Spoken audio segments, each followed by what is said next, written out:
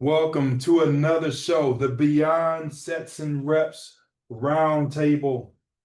Well, just sitting at the table. We're going to try a different format here. I'm here with the Director of Olympic Sports Performance at the University of Louisville, Jason Dierking, in his office on campus. So this is pretty special.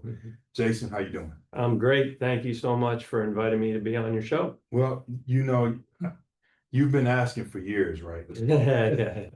Yeah, begging, no. Well, the truth is, this is, I think, my seventh year here. It's gone by fast. I remember when I first got here, just how you all were so welcoming to me.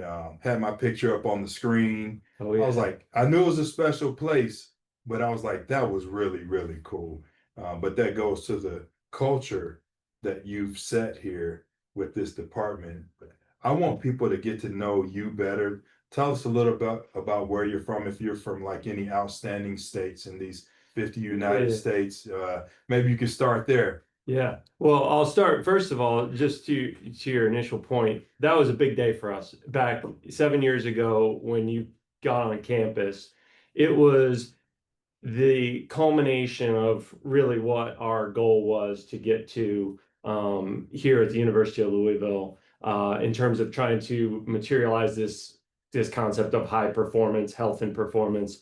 Um, and I remember just a very exciting time for us. And yeah, it was crazy to think that long ago because I got promoted into the director role just before that.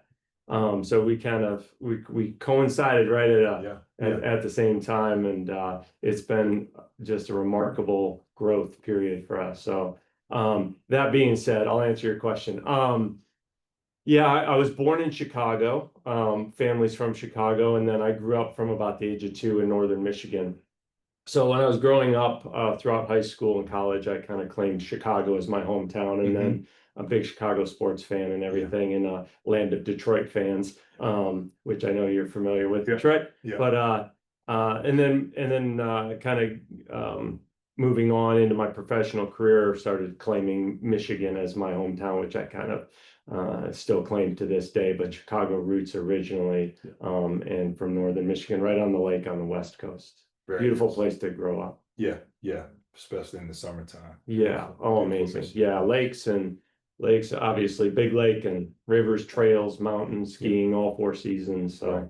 couldn't have had a better childhood. Small town, about 7,000 people. So that's kind of how I grew up, and very fortunate childhood, and loved every bit of it. So growing up in an environment like that, somehow it led you to obviously going to college and then working in collegiate athletics. Talk to us about that.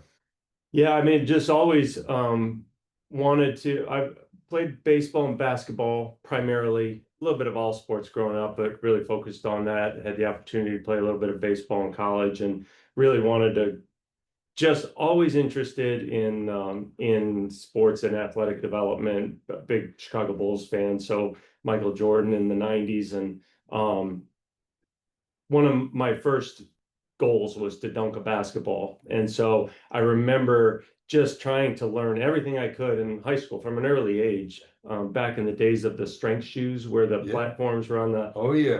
Bring them the back. 4 foot. Oh man.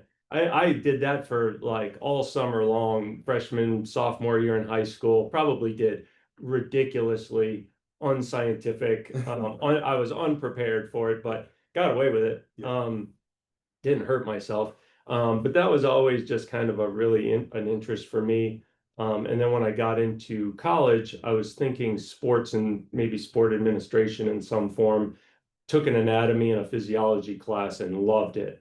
Also, freshman year took a business and accounting class, and I realized right away that's not the path I wanted to go. So the combination got me real interested in strength and conditioning and biomechanics, and so fortunately kind of figured that out early in my college career, and decided to pursue a graduate degree.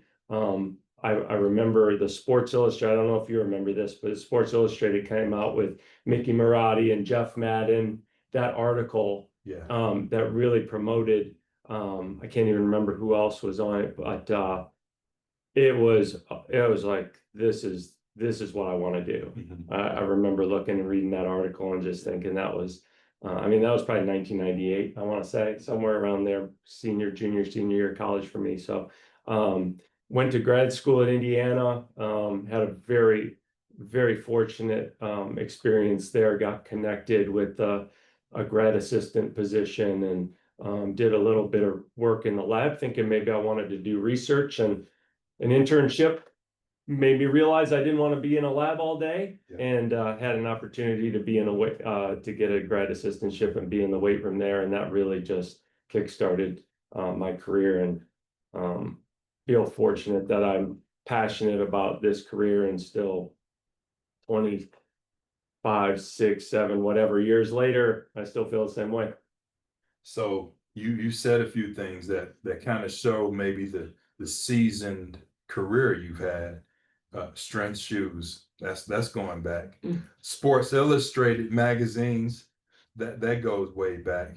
You are someone that has always struck me as knowing your foundation, knowing your past, knowing the past, appreciating the past, seeing the future, understanding the direction, but methodically and patiently through perseverance and hard work, putting a plan together to get there, not just by yourself, but bringing other people along with you.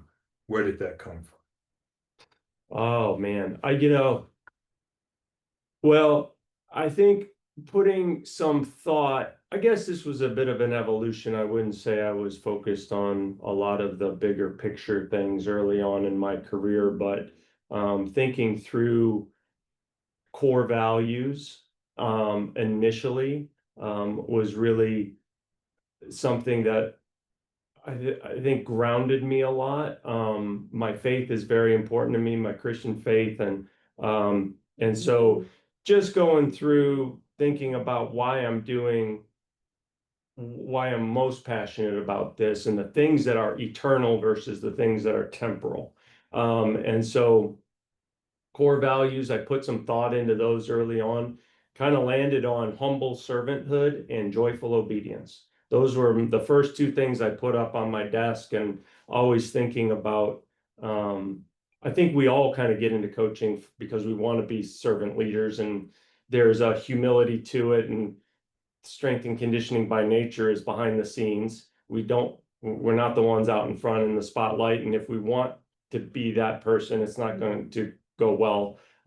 So we have to have this desire to be behind the scenes and do the work away from the spotlight. I always, from an early age, I loved the process of training almost as much as competing. And I don't know, that's just inherent. Maybe I was a little bit introverted in a way, just that I got a lot of satisfaction from shooting free throws in my driveway for hours and hours and hours. And I could do that. And when everybody else was out doing whatever socially and I was practicing or training, I got a lot of inner satisfaction from that. Just felt like I was doing something productive when other people weren't. So I don't know where that necessarily came from. But that was always, I remember that always being a part of what drove me. And so I think that led me to kind of establish some core values, and then just always appreciating the process of training, and doing the hard work and discipline and respect for elders and respect for where you come from. I think was instilled from my parents, my dad, my grandfather. You know, my grandfathers worked on the railroad. My one grandpa worked at nights in Chicago, and like just hard work that we don't appreciate as much. I just always had a respect for that for whatever reason. And appreciated. My dad worked in a factory more in salt, just an office job, and put in the time, and I saw that every day, getting up early, and he was my coach in Little League and baseball. So like very present. So I had a good, definitely good role models as far as that goes. And so that's probably a big part of.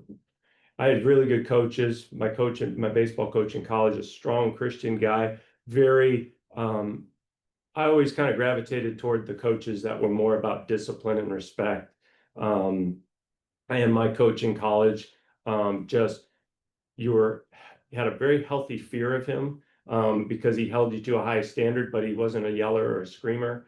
And so that I always kind of look back and said, that's the kind of coach I want to be. Um, and so this is a great opportunity to be that kind of person and coach because I want to be a good role model.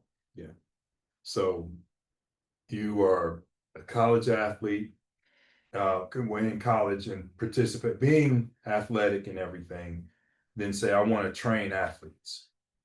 Um, what are some things that you picked up that added to your core values where you can say, okay, because people always talk about coaching philosophy.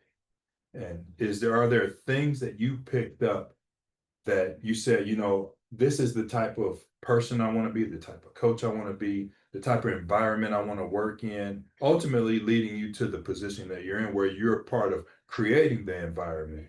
So what's in your past as you look back and say, that was instrumental in my development? Uh, well, certainly my experience in college, I think having a baseball coach that emulated, just a really a good professional. Well, I remember, we had a very specific list of policies, and a lot of it was appearance. Baseball uniform had to be like the uniform had to be buttoned to the top. We couldn't have hair showing under our caps. We had to polish our cleats every day. Like baseball cleats, you go right out on the field and you get them dirty within about 2 minutes. Mm-hmm. But we had to polish our cleats every day before, going out to the field. We had to be clean shaven. We had restrictions on sideburn length and hair length in the back. And all of it seemed like jewelry. We weren't allowed to wear jewelry. And so I still remember all these policies to this day. And so it was meaningless at the time. It was a lot of things we just had to do, but looking back, realizing that was all instilling habits and discipline, just simply for the sake of instilling discipline. And were you going to do it without complaining? Could you do it every single day? Were you going to look for shortcuts and try to get away with stuff? Or were you going to polish your cleats because that's a professional thing to do, even if you're going to go out and get them dirty and have to clean them and do it over the next day? And so those were things I look back on and think, oh, that really had a big impact on me. It's about details and process, and it doesn't matter whether you're the high point scorer or for me as a coach, it doesn't matter whether you're the best player on the team or you're just, the practice player. You're on the team. I'm going to try to give you the same. I'm going to try to improve you at the same rate that I would try to improve everybody. Obviously, knowing we have to win games and prioritize players that are better, but still treating everybody with that same level of respect. If you're on the team, I always say, to our swimmers in particular, since I work with swimming a lot, your value to the team is not based on how many points you score at the championship meets, even though at the end of the day, that's how the results are determined. But what you contribute to the team is every day, what kind of a teammate you are, how you make people better, those types of things. So I don't know if that's answering your question, but I think, collegiately, like that was a big turning point, I would think, for me. Yeah. Talk to me about being a GA because it's different now, being a GA, a graduate assistant, versus when you were a GA. What was it like being a GA? Compare it to being a GA today, and maybe where there's some gaps. Mm. I thought I was like in heaven being a GA. I got enough money to pay my bills, and I just wanted to be in the weight room all day long. You did not, I didn't, I was the last person that was going to be worried about counting my hours. And of course, we didn't have to worry about that anyway, which, double-edged sword there. There's pros and cons to it, but I was free to just be there as much as possible. I went to class in the morning, got some food, and went straight to the weight room and was there until 6 o'clock post whatever, and went to all the games and everything. So I just wanted to soak up as much as I could. Going to Indiana, I was a big Bobby Knight fan. I went to basketball camp there when I was a little kid. I looked at that campus and that athletic facility through the eyes of a fifth grader my entire time there. So every time I walked through the doors, I was still like in awe of the place and just couldn't believe I had the opportunity. And so, gratitude is the big thing for me is just, I think kids in general, and even in this current state of collegiate sports performance, everybody's trying to check boxes and get certain things that need to meet their expectations. I want this amount of money. I want this type of school. I want these team responsibilities. I want access to this technology. I want to, I want to learn this. I want to do this. I want to, and I just couldn't believe I got to work with athletes and try to make them better. So that was maybe the biggest difference is I went into it with no expectation other than I get the opportunity to be in here and try to learn for my own benefit, which is great, but it was like I get to work with athletes and try to make them better. So our equipment, like we didn't have equipment, we didn't have technology. We were trying to, which again, like we're so fortunate now. We know so much more. We can make training so much better, but we just got after it. And so it was like, hey, we don't want to lose this. What really makes the biggest impact at the end of the day is just hard work and, doing the best you can, trusting your coaches. And so, yeah, as a GA, just going in it with the idea of being grateful to be there, soak up as much as you can, but try to make other people better. You know, that was my experience. Yeah, yeah. And this a little bit different because of the constraints we have today Mhm. with the hours rules. Most graduate assistants you're limited because graduate assistants on campus are limited to 20 hours now. With the tie in with campus, a lot of places Yeah. is just 20 hours. So how does a graduate assistant get prepared to be a full-time strength and conditioning coach when you're limited by those types of constraints? And is that why we have seen the elimination of graduate assistant type positions? I think it certainly has to contribute to it because even, people like it's so hard to get people to be an unpaid intern these days. And it's not always at the fault of, people have to pay bills, people are in situations where they need to get jobs and, um, but yeah, I think again, there's always unintended consequences to the restriction is in place to prevent people from being abused and overworked and made to do things that are meant to full-time staff that are salaried are supposed to be doing. So that's good. But yeah, you have to just probably put a little bit more effort into trying to find opportunities to get involved. And even volunteering time, it's tough because you want to volunteer and it's almost like the full-time coaches have to protect themselves by saying, I don't want you got to make sure that you can, you're free to leave if you need to leave. But to even just be out on the field and watching games, going to other places to shadow, asking to go get coffee with an administrator, 30 minutes to go shadow you for a couple hours. A lot of people are willing to do that. And that's what we try to do is open up opportunities for our interns and our grad assistants to be able to be involved and meet with administrators and coaches and watch practices. And there's so many resources too nowadays online and DVDs and YouTube and an immense amount of information. So helping guide them to that kind of information, watching training videos, seeing what other people are putting up on YouTube, you can learn a lot from that. We never had that, so the resources are tremendous. Internally within our department, a lot of emphasis on leadership development, opportunities within the community, within academics. So there's a lot of resources. It's just helping try to make sure people are aware of those. Yeah. So as we kind of take this conversation and talk about your career and how you got started, when you were talk about your first full-time job, what you did, how many teams you oversaw, because it's a lot different now. Yeah. To be an assistant strength and conditioning coach, we have quite a few positions across the board and multiple schools and departments. I know there are some schools where there are still some challenges in terms of the numbers, but for the most part, we're so much better than where we were 15, 20 years ago. Mm-hmm.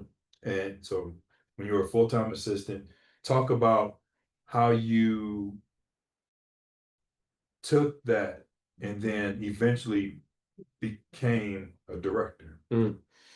Yeah, when I got moved, when I finished my master's degree, graduated, very fortunate timing wise, one of the assistant strength coaches, I was at Indiana University, left for a different job. I was hired full time right away. I was sending out resumes and didn't have anything immediately, so it was just the right place at the right time. Very fortunate to be able to move into a full-time role at a place I knew. I think I had 5 or 6 teams, if I remember correctly.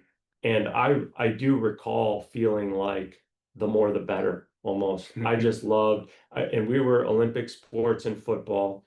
And I realized kind of early on, I spent a little time at football, knew that I really enjoyed the Olympic sports. I liked the variety. And so I was always told people, I love the variety of the number of sports I get to work with. So working with 5 or 6 different teams did not feel overwhelming to me. We were not doing nutrition, a ton of nutrition. We were not doing a ton of technology. So we were straight strength and conditioning. We were doing speed training and conditioning and lifting. And so I was in the weight room a lot, and I'd go out to the tennis court and do conditioning with the tennis team, and I'd run the pitchers on the baseball field and doing, the foul poles and some speed training and things like that. But yeah, I remember just working with a bunch of different teams, working from 6 a.m. to 6 p.m., being around the weight room all day.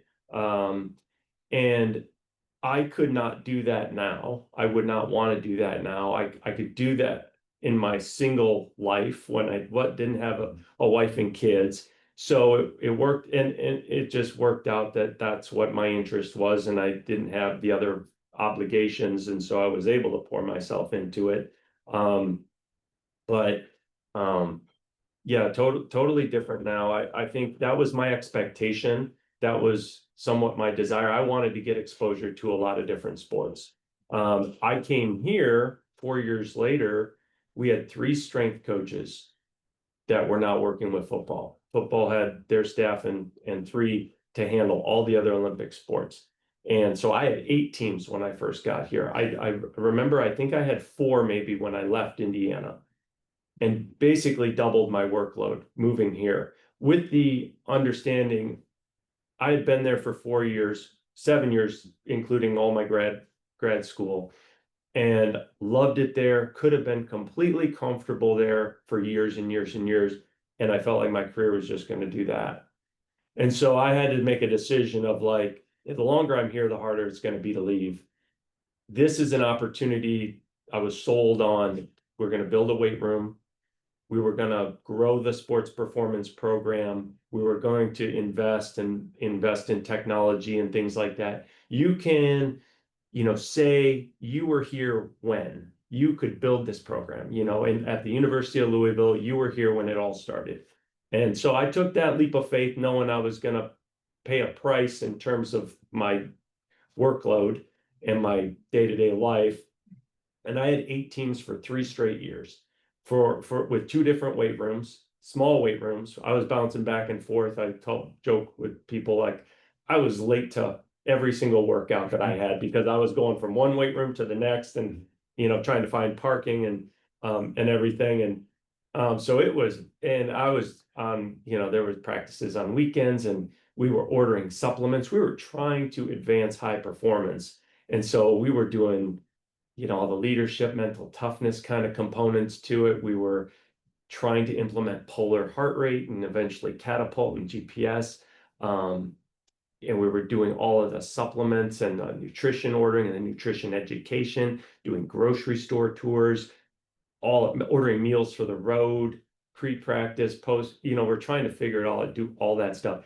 And I was still at a point where I was like kid in a candy store in a way, like I get to learn all this stuff and do all this stuff.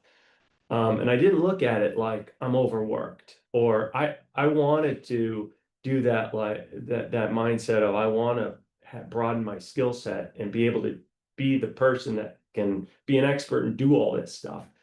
So it was a challenge. After a few years, it got to be tough. As we started to add professionals, I started to learn somewhat reluctantly, but how to utilize and delegate, start to bring on and expand our mentorship program, our internship program, learn to trust people to do things. And so that was a process of a few years figuring that out too. But you slowly adapt to it over time and get better at it and learn to appreciate the help and the expertise coming in from different ways and how to actually make it all better because there's more people. Yeah.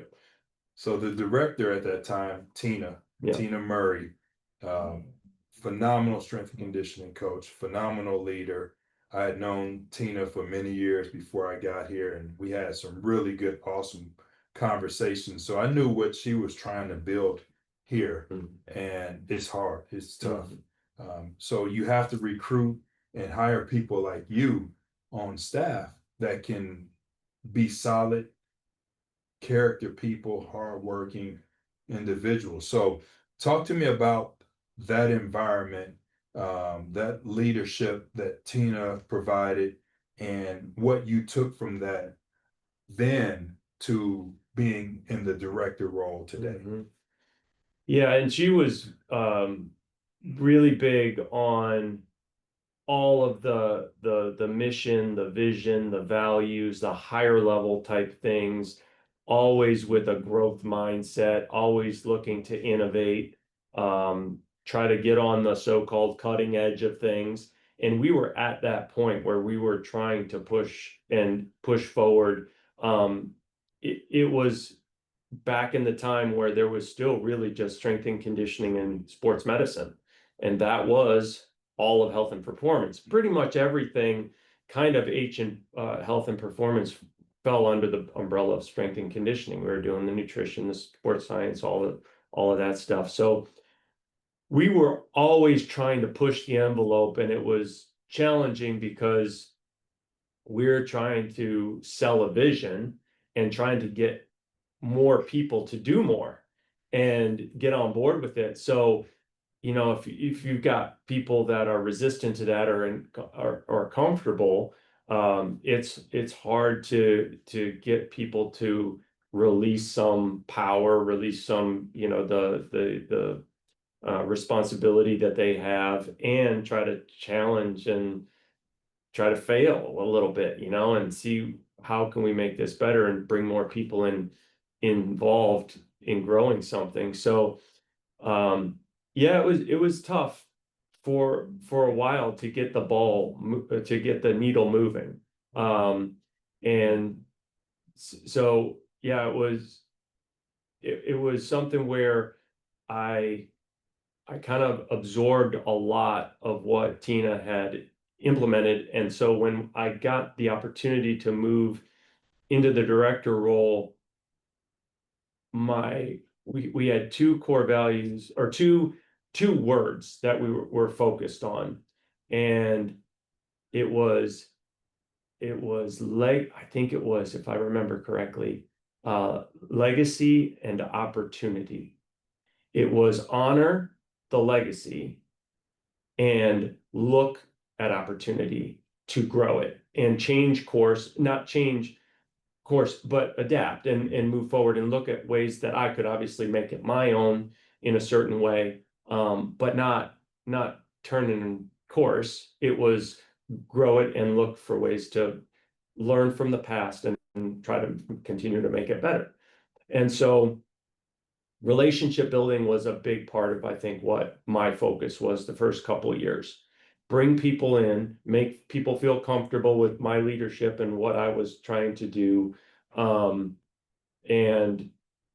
try to just drop walls. Let people put their guards down.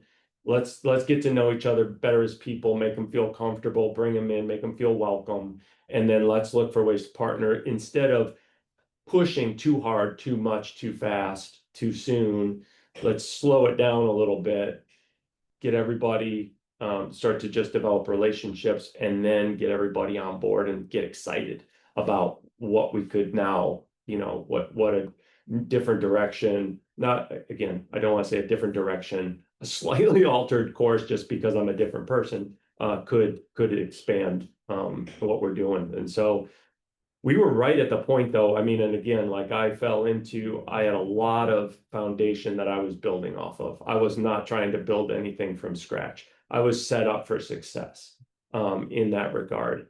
And we were right at the point where we were hiring this new health and performance director, this H&P, which that was right at the point where I moved into that. You came a couple months later. We hired you, and now we're partnering and we're ready for explosive growth. And so, yeah, I felt like I was really put up on a tee, just ready to hit one out of the park, And so we went through challenges and growth, but man, it was like what Tina had built here was ready to grow and expand to what it was designed to be. Yeah, but just because you put a ball on the tee, you can still whiff and you can still hit a foul ball, or you can pop it up and get put out. Mhm. And for you, you stepped up to the plate, and definitely you've been hitting home runs ever since.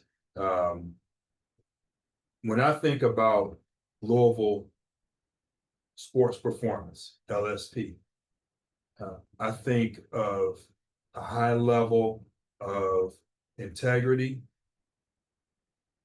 commitment,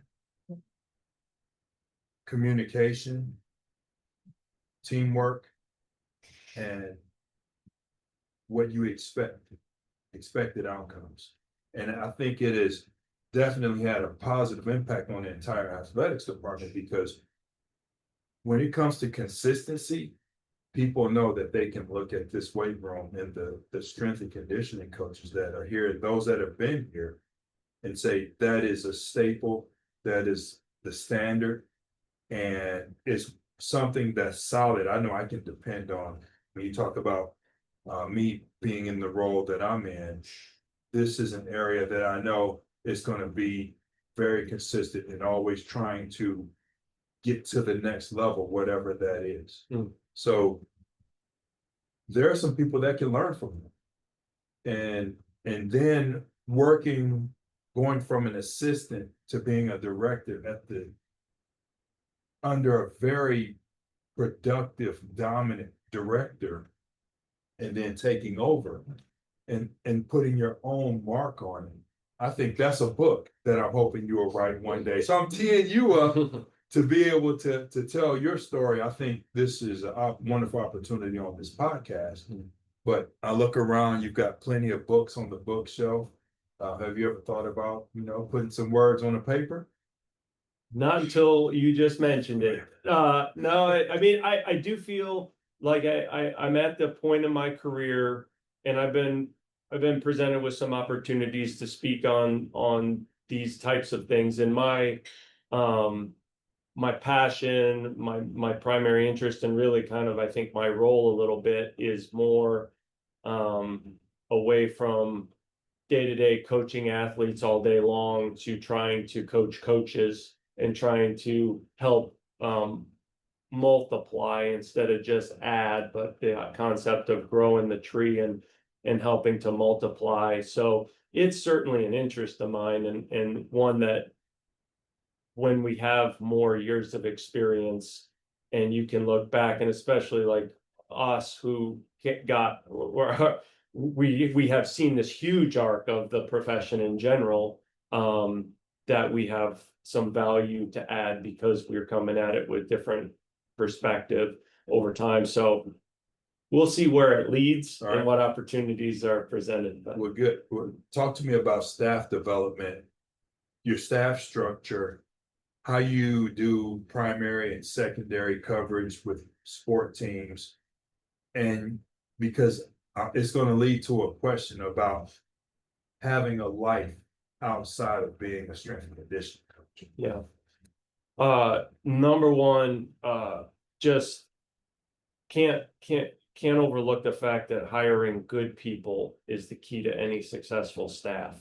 And that's why in our order of 4 core values, character is number 1. And so talent identification, you roll the dice sometimes, you swing and miss sometimes on, get what you think of a person, and their goals change in it. But we have phenomenal people here right now. The structure was somewhat set up in a way that we've evolved, but it was pretty solid to begin with when I took over. And then secondly, we have the resources to have a staff large enough that we have some flexibility. And if we had 3 coaches, it would be a constant challenge. We have 7 full-time Olympic sports only. That gives us a lot of ability to maneuver and adjust. So number 1, nobody is overloaded with more than 3 team responsibilities. So that's a huge advantage because now we can invest each more in the teams we have. It opens up opportunity for administrative responsibilities. So each person is getting the professional development opportunities outside of just feeling like they're on the floor coaching and getting overworked at the expense of growing their resume and their skill set broadly into people that want to eventually become directors. We have somewhat of a hierarchy in terms of experience level within our positions, and it just so happens to be pretty symmetrical right now, and it works extremely well. As myself as a director with 2 assistant directors, 2 senior performance coaches, and 2 performance coaches or junior performance coaches that are more entry level. So 1 to 3 years experience at the bottom, 4 to 6, 7 in the middle, 7 plus at the assistant director level, and then myself now with 20 plus, 25 plus. So it works out well in terms of, I've got 2 assistant directors underneath me that are primed to become directors, have been directors, one of them at a different school already, but the senior performance coaches are prepared and equipped to move up. The challenge is keeping those type of people, but with our structure, the key and the challenge for me always is to try to find ways to make sure everybody each year feels like they're growing and getting better. That's what kept me here as long as I was here as an assistant director was, yeah, I might have an opportunity to get a better title or a few more dollars somewhere else, but I feel like I grew so much last year and I have so much opportunity to grow next year that it's not worth, like, I had the trade-off of getting a title and a new salary is not worth what I have the opportunity to do here. And so that's the biggest thing, is from a retention standpoint, trying to figure out ways to empower everybody to feel like they're with teams that they're invested in and then they enjoy, they're getting challenged to grow. We're providing different professional development opportunities, and in our university right now, it's just outstanding because there's so many internal professional development opportunities with our hospital system, with our academic program, within the athletic department itself, with sports nutrition, sports mental health and mental performance, and sports science. we can learn all day long, every day, just by doing our jobs. But then, yes, the other component of it is if you don't have to be here doing your job, I encourage people to not be here. If you can do your job from home on a certain day, I don't want to ever make somebody feel like they're constantly, somebody's looking over their shoulder, monitoring the hours they're working.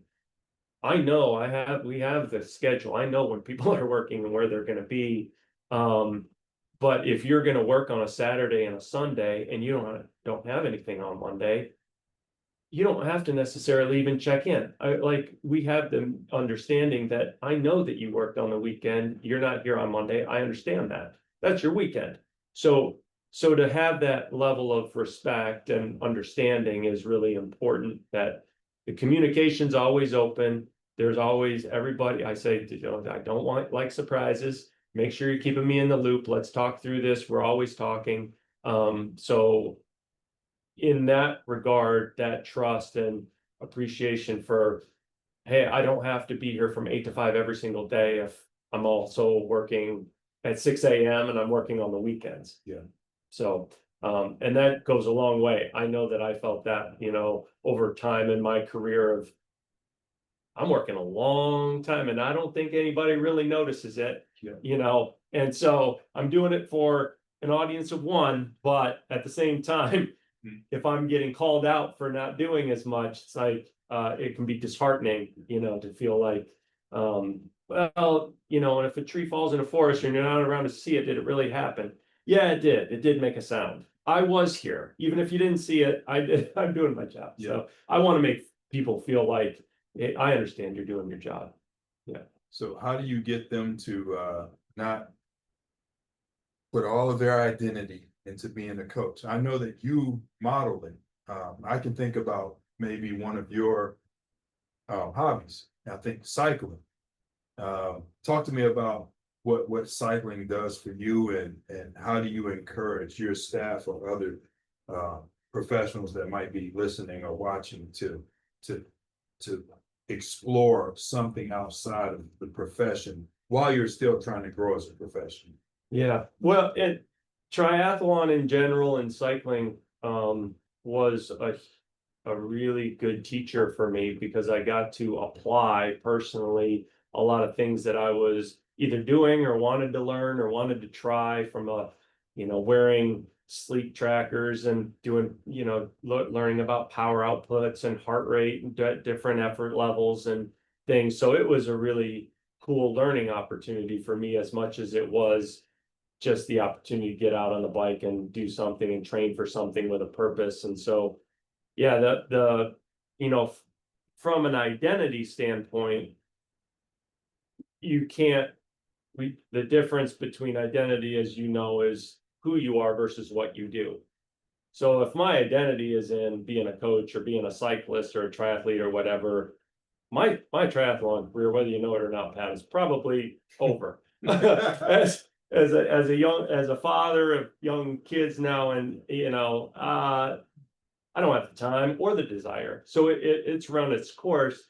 But if my identity was in cycling and then I don't have time to do it or perform at a high level, I would struggle a lot, knowing that or injuries, etc., that you just get things taken away from you. Your identity needs to be in something bigger than what you do. And my coaching career will end at some point, and it could, if I'm hanging on because I can't live my life without the title of coach, then my identity is going to struggle. I'm going to struggle. So, but finding something that, you can have a greater purpose.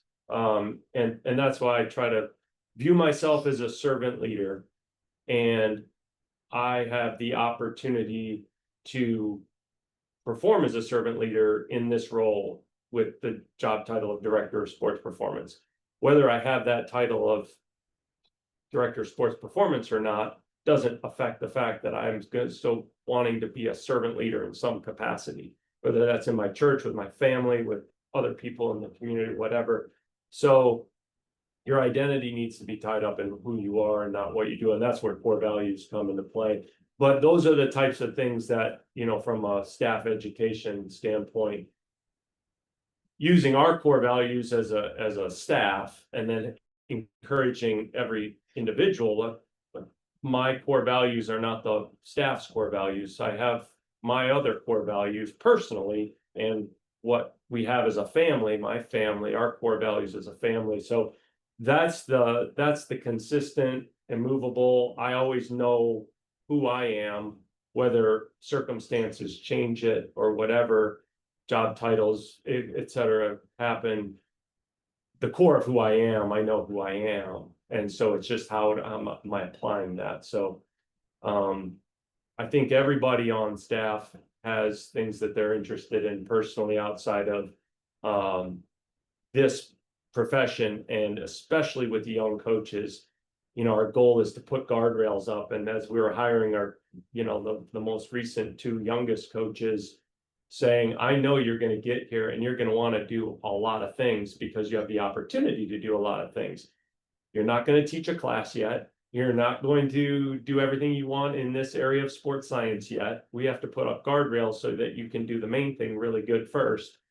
And then allow yourself some time. Trust me, you're going to want to get out and go for runs and invest in other areas of your life and go see your family and travel a little bit and whatever. So we're going to help protect you from yourself a little bit first, so you can broaden your life out, so you don't get overwhelmed, and then 3 years down the road you're like, I gotta get out of here, I can't do this.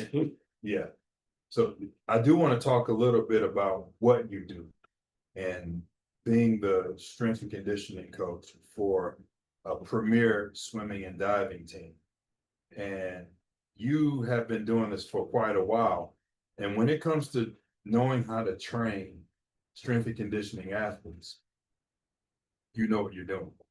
And as a matter of fact, that's what really led us to this conversation. You and I were talking about some of the details of training a swimming and diving team. And I needed to pull out my notebook. I said, oh, we need to get you on the podcast. So some of those things, let's cover some of those things that help us to understand what it takes to train, develop premier swimming and diving team. Well, if you know anything about swimming, they're a very unique athlete. What makes them really good in the water can mean that they have challenges in other areas on dry land.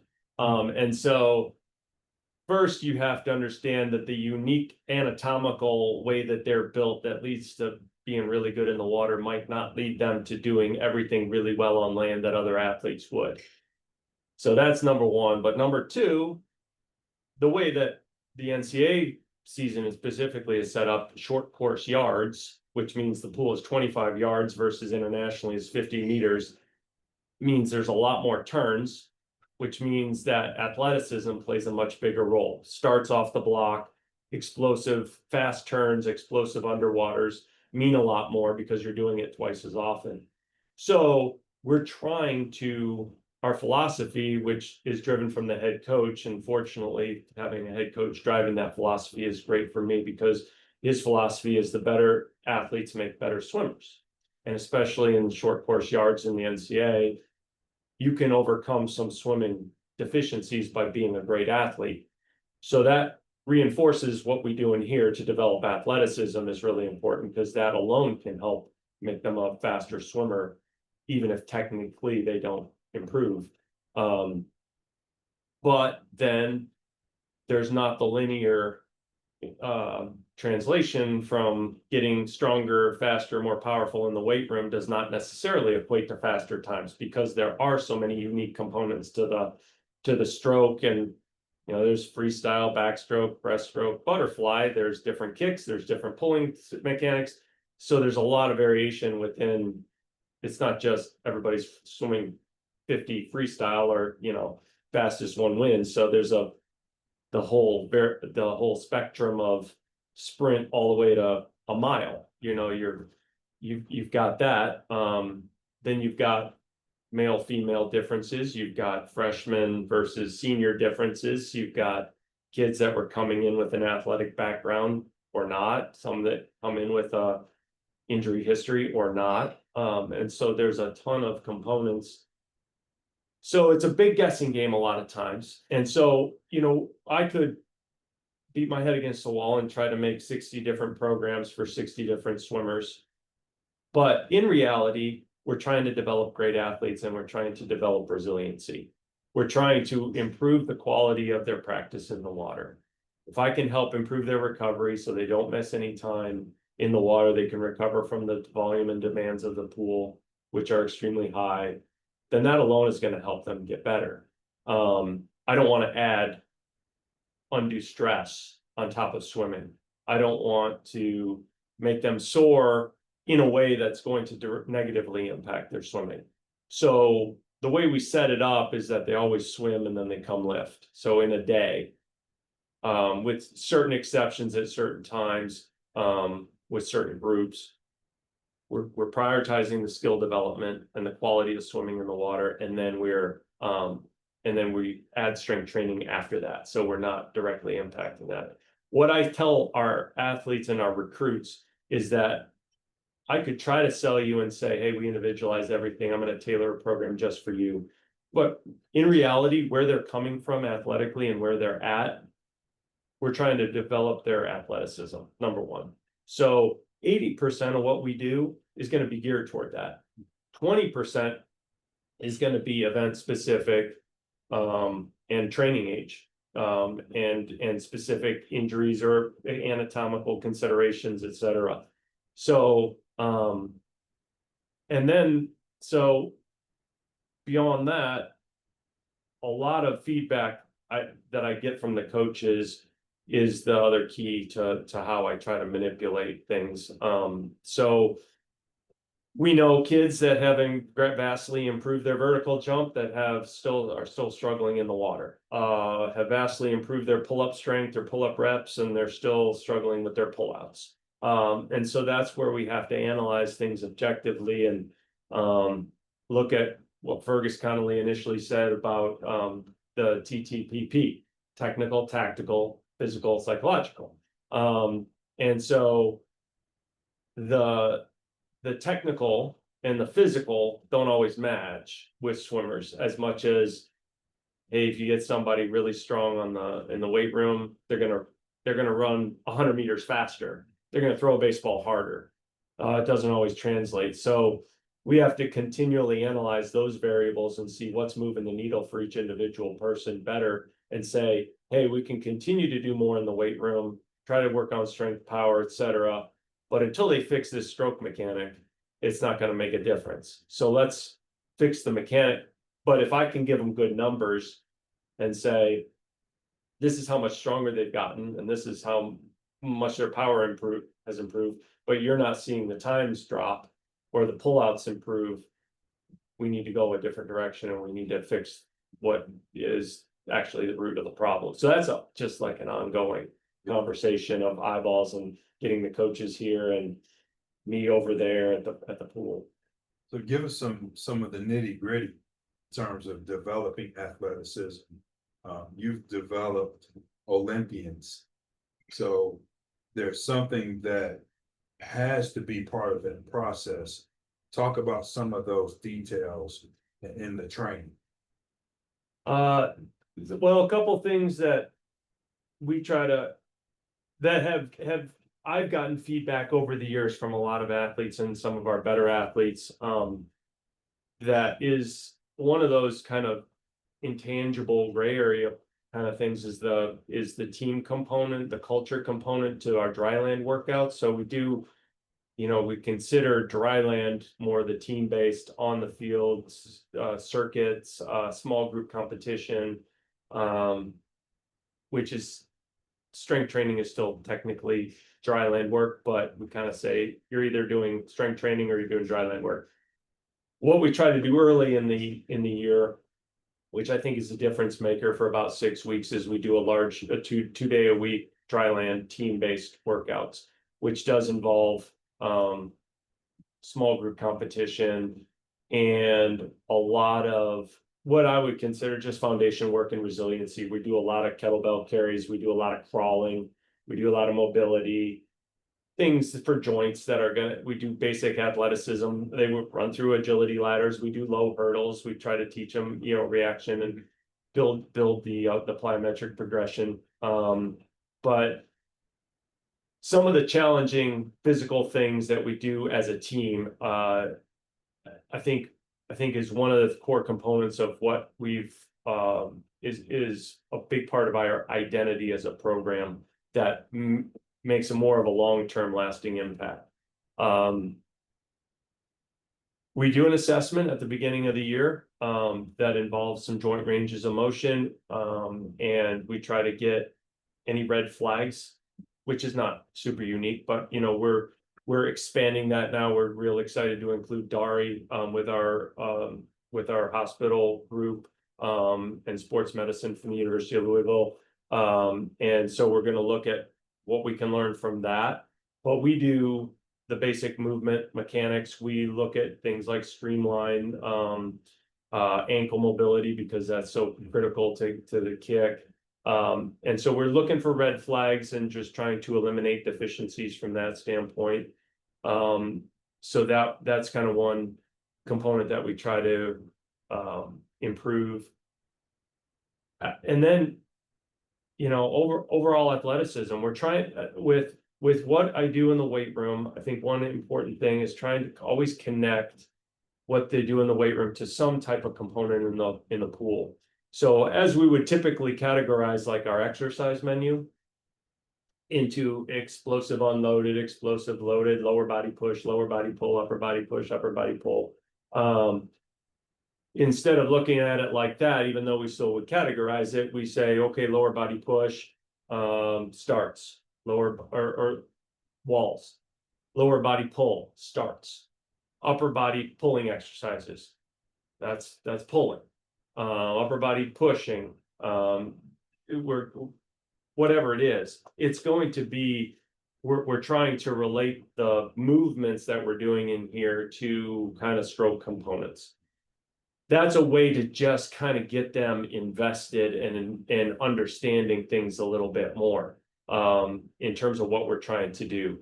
And so whether it doesn't, the unique part of swimming is that there's really no eccentric component to swimming. You hit the wall and you push off. You're loaded on the starting block and you just go. You hit the water in an extended position and you pull concentrically. So it's an interesting concept that we're trying to develop athletes. So we're trying to work the stretch shortening cycle. We're doing plyometric work because we're trying to develop explosiveness, but at the same time, we have to understand there's no direct eccentric component to a swimming stroke. And so although eccentric strength is important in here, how much plyometric work really does matter versus just concentric rate of force development? That's a great question. Vertical jumps are a gold standard and hey, like Caleb Dressel has an insane vertical jump and he is super explosive off the blocks. It makes a difference, but the amount of impact, or the amount of time we would spend trying to work on stretch shortening cycle, elastic strength, things like that, debatable how much that's going to really move the needle. So it's an interesting,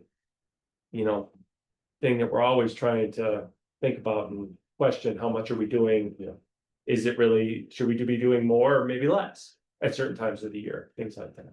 Well, I've got maybe a few more final questions. Just talk to us about this Marshall training facility. We've been able to make some pretty good improvements recently. And what is it about this facility you think that kind of sets it apart?